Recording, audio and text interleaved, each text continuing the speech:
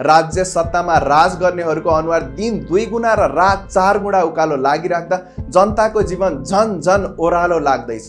श्री 5 को सरकार परिवर्तन भएर नेपाल सरकार भयो। राजतन्त्र विदा गरी गणतन्त्र आयो। राजमार्गहरू लोकमार्ग भए। शाही नेपाली सेना भयो। त्यसबाहेक त्यस्तो के भयो जसले साँच्चीकै हाम्रो वर्ग परिवर्तन होस्? हामीले अभ्यास गरिरहेको व्यवस्थाले जनताको अपेक्षा पूरा गरेको देखिँदैन। यस व्यवस्था विभिन्न राजनैतिक दलका नेता कार्यकर्तालाई राजनैतिक प्रतिष्ठा बाहेक अन्य केही दिएको देखिँदैन र जनताको प्रतिष्ठामा भने हरेक दिन धावा बोलिरहेको छ। नेपालको राजनैतिक रङ्गमञ्च मात्र एउटा त्यस्तो मञ्च हो जहाँ कल्पनै नगरिएका घटनाहरू देख्न पाइन्छ। 25 वर्ष अघि गरिब, निमुखा र निम्नवर्गीय नेपाली जनताको जीवनमा उज्यालो ल्याउने भन्दै नेपालमा सशस्त्र द्वन्द्व आरम्भ गरिएको थियो। त्यस गृहयुद्धका कारण हजारौं नेपालका छोराछोरीले आफ्नो प्राणको आहुति दिनु पर्यो। त्यस द्वन्द्वले छोडेर गएका घाउहरू अहिले पनि कहिल्यै नपुरिने गरी बल्झिरहेका छन्। हजारौंको ज्यान, कैयौं बेपत्ता र लाखौं जनता त्यसबाट प्रभावित भए। देशको धमनी नै रोकिने गरी गरिएको त्यो नमिठो द्वन्द्वले नेपाली जनतालाई के दियो? त्यही द्वन्द्वबाट सवार भएर आएका केही दर्जन नेताहरूको अनुहारको चमक भने साँच्चीकै परिवर्तन भयो। जनताको दुःख हिजोभन्दा आज झन बढेको छ।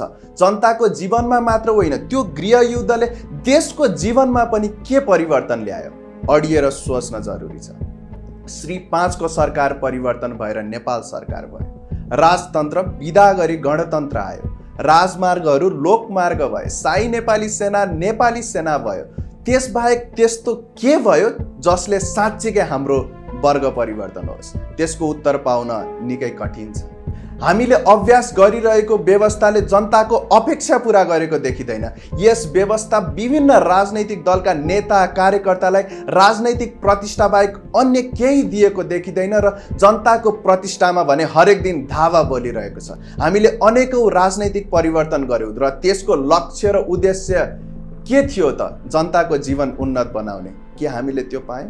अब देशले एकपटक फेरि राजनैतिक कोर्स करेक्सनको माग गरिरहेको छ। मुलुक र जनताका लागि भनेर निर्माण गरिएका कुनै पनि संरचना इमानदार छैनन्। राज्य सत्तामा राज गर्नेहरूको अनुहार दिन 2 गुणा र रात 4 गुणा उकालो लागिराख्दा जनताको जीवन झन झन ओह्रालो लाग्दैछ।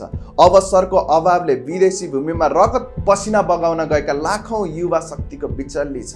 असीम ज्ञानको खानी भएका वैदिक साहित्यबाट नेपाली विद्यार्थीहरूलाई विमुख गराउन संस्कृत र नैतिक शिक्षा हटाइयो र पाठ्यक्रममा तिनै साम्राज्यवादीहरूको सल्लाह अनुसार पाठ्यवस्तु समावेश गरियो।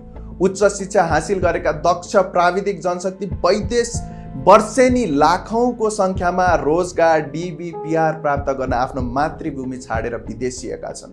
उद्यमशील नागरिक तयार पार्ने, राष्ट्रवादी भावना जागृत गर्ने, स्वदेशीपन अपनाउने, नैतिक चरित्रको विकास गर्ने जस्ता शिक्षा प्रणालीको अभावले गर्दा नेपाललाई पछौटेपनको दुश्चक्रबाट मुक्त गर्न सकिएको छैन। शिक्षण संस्था र विद्यार्थीको संख्यात्मक वृद्धिको अनुपातमा गुणात्मक र व्यावहारिक र आम विद्यार्थीको आवश्यकता अनुकूलको शिक्षा नपाउँदा हरेक वर्ष उच्च शिक्षाका लागि विदेश जाने र त्यही बस्ने प्रवृत्तिले गर्दाखेरि स्वाभिमान तथा देशभक्त नागरिकको संख्या न्यून हुँदै गइरहेको कुरा अब लुकाएर छिपाएर राख्ने स्थिति छैन। नेपालका प्रमुख भनिने विद्यार्थी संगठनको प्रयोग नजानिदो किसिमले विदेशी विचार र प्रभाव फैलाउने माध्यमको रूपमा प्रयोग गरिएको छ। चरम राजनैतिकरण, राष्ट्रवादी विचारधारा दबाउने, विद्यार्थी समुदायलाई बुद्धिको बलभन्दा बाहुबल प्रयोग गरेर हिंसात्मक गतिविधि गरेर डर त्रास देखाई अन्ध समर्थक बनाउने जस्ता दुराचारको इतिवृत्तान्त भनेर साध्य छैन। यसकारण भोलिका कर्णधारहरू सानैदेखि पथभ्रष्ट हुने सम्भावना छ। नास्तिक प्रवृत्तिको व्यापकताले गर्दाखेरि व्यक्तिगत सुख, धन या पदका लागि नैतिकताको बन्धन नाङ्गिएका छन्। विद्यालय क्षेत्र सुधार कार्यक्रम, सबैका लागि शिक्षा, साक्षरता अभियान तथा अन्य कार्यक्रमको नाममा वर्षेनी आएका अनगिन्ती सरकारी लगानी, वैदेशिक ऋण, अनुदान राजनैतिक दलका कार्यकर्ता पाल्ने मेलो भएका छन्। विवेकमा बिर्को लगाएर सत्तासीनहरूको चाकडी चाप्लुसीमा प्राध्यापक, शिक्षक लगायतका बुद्धिजीवीहरू नै लम्पट भएर लागेका छन्। सधैँ जस्तो हुने पेट्रोलियम पदार्थको मूल्य वृद्धिबाट त्यसले घरभाडा, उपभोग्य र शैक्षिक सामग्री आदिमा भएको महँगीले निम्न वर्गीय विद्यार्थीको उच्च शिक्षामा पहुँच साँगुरिएको छ। सरकारी विश्वविद्यालयले आङ्गिक क्याम्पस र शैक्षिक कार्यक्रम थप नगर्दा महँगा निजी कलेजमा विद्यार्थी जान बाध्य भएका छन्। विद्यार्थी परिचय पत्रको आधारमा पाइने छुट अधिकांश लामो तथा छोटो दूरीका यातायातले दिन अस्वीकार गरेका छन्। हरेक क्षेत्रमा नक्कली प्रमाणपत्रधारीहरूको बिगबिगी छ। विश्वविद्यालयको उपकुलपतिदेखि प्राथमिक विद्यालयको पिउनसम्मको नियुक्ति, सरुवा बढुवामा अत्याधिक राजनैतिक हस्तक्षेपले शिक्षक र राजनैतिक कार्यकर्ता पर्यावाची जस्तै बनेका छन्। यसै गरी विद्यार्थी हकितका लागि तल्लीन हुनुपर्ने हरेक क्याम्पसका स्वतन्त्र विद्यार्थी युनियन र विद्यार्थी सङ्गठन गुण्डागर्दी र भ्रष्टाचारको प्रारम्भिक तालिम केन्द्र जस्तो बनेका छन्। हरेक साना राजनैतिक सवालमा पनि शिक्षण संस्था बन्द, हडताल, बाहुबल प्रदर्शन नेपालको नियति बनेको छ। शिक्षाको व्यापारीकरणको समाजवादी र साम्यवादी भनिने विद्यार्थी सङ्गठनले विरोध गर्न त परै जाओस्, तिनै निजी शिक्षण संस्थालाई दुहुनो गाई बनाउन ती संस्थाहरू पल्केका छन्। सरकारको कुल बजेटको 17% शिक्षामा छुट्याउँदा समेत अत्याधिक भ्रष्टाचारले बालुवामा पानी हाले सर भएको छ। सीमित उच्च पदासीन वर्ग र विद्यार्थी तथा शिक्षक सङ्गठनका नेताहरूले आफ्नो स्वार्थ सिद्धिका लागि अथाह धनराशिमा दाइँ हालेका छन्। अब यस विरुद्ध खरो उत्रिने बेला आएको छ।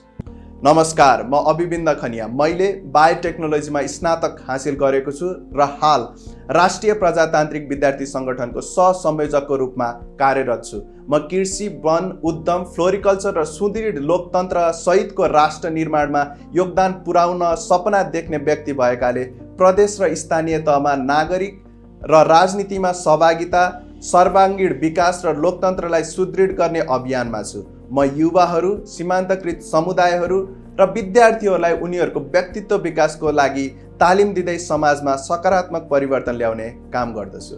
हाल अभ्यानी प्रोडक्सन नामक नेतृत्व संस्थाको अध्यक्षको रूपमा काम गर्दा गर्दै विभिन्न राष्ट्रिय तथा अन्तर्राष्ट्रिय पदक तथा सम्मानबाट पनि विभूषित भएको छु।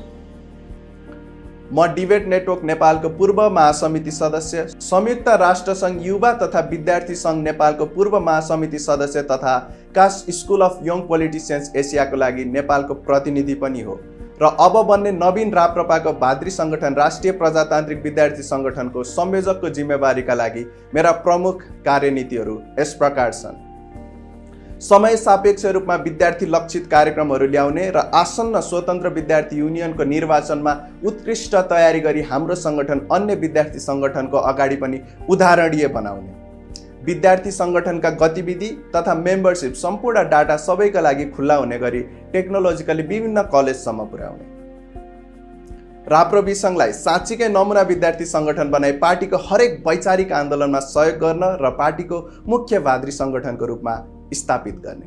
राप्रबी सङ्घमा पहिले कुनै नेतृत्वले नेतृत्व उत्पादन गर्न नचाहने स्वभाव रहे तापनि अब त्यस स्वभाव त्यागेर राप्रबी सङ्घलाई उत्कृष्ट र ज्ञान, अनुभव र कार्यशैलीको तालिम दिएर हरेक युनिभर्सिटी र कलेजमा अब्बल नेता उत्पादन गरी सङ्गठन गर्ने, नयाँ विद्यार्थी साथै गरी नवप्रवेशी बीच भाइचारा, सदासहायता, अनुशासन, मिहिनेत, सहअस्तित्व र सहकार्यको वातावरण बनाउने, त्यसै गरी विद्यालय, विश्वविद्यालय, शैक्षिक मुद्दा तथा विद्यार्थीलाई प्रत्यक्ष अप्रत्यक्ष रूपमा जोडिन आउने मुद्दाहरूमा कडा प्रस्तुतिसहित अन्य विद्यार्थी सङ्घहरूसँग पनि सहकार्य गर्ने, पार्टी र सङ्गठनबीच चुस्त दुरुस्त सम्बन्ध स्थापित गर्ने र पार्टीको एजेन्डा स्थापनाका लागि मरिमेटेर लाग्ने इन्टेलेक्चुअल स्टुडेन्ट फोर्सहरू तयार गर्ने र म जन्मिनुभन्दा 5 वर्ष अगाडि स्थापित सङ्गठन आज पनि किन शैशव अवस्थामा छ, यसको निराकरण गरी मुलुकको एक प्रमुख विद्यार्थी सङ्गठन बनाउन तपाईँ सबै विद्यार्थी साथीहरूमा अनुरोध गर्दछु। राष्ट्रिय प्रजातान्त्रिक विद्यार्थी सङ्गठनको यस राष्ट्रिय भेलामा काठमाडौँ पाल हुने सबैमा हार्दिक स्वागत छ। नमस्कार।